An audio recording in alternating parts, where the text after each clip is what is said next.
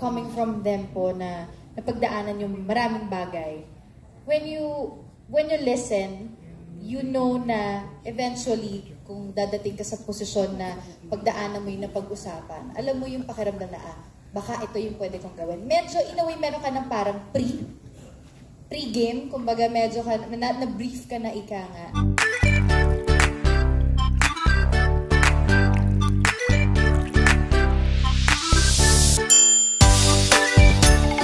Malaking bagay yun. Kasi growing up, or kung ikaw bilang nanay, ang hirap nun kapag lost ka, pag walang nag-mother din sa'yo.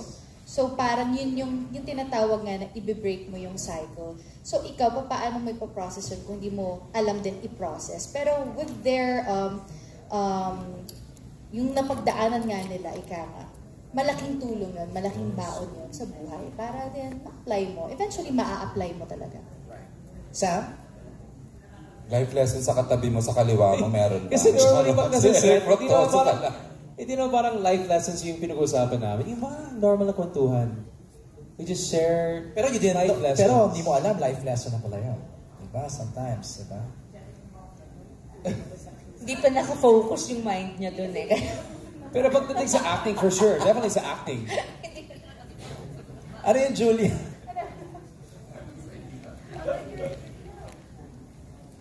Oh yeah, si Ate Xiao, ano yun, daming tulong kasi type 2 diabetes ako, so maraming tulong si Ate Xiao sa diabetes ko. Inspiration. Kahit wala si Zia, meron naman tayong Sam. Siya yung pinakabata sa amin lahat dito. Siya ba? Para ako bata sa set eh.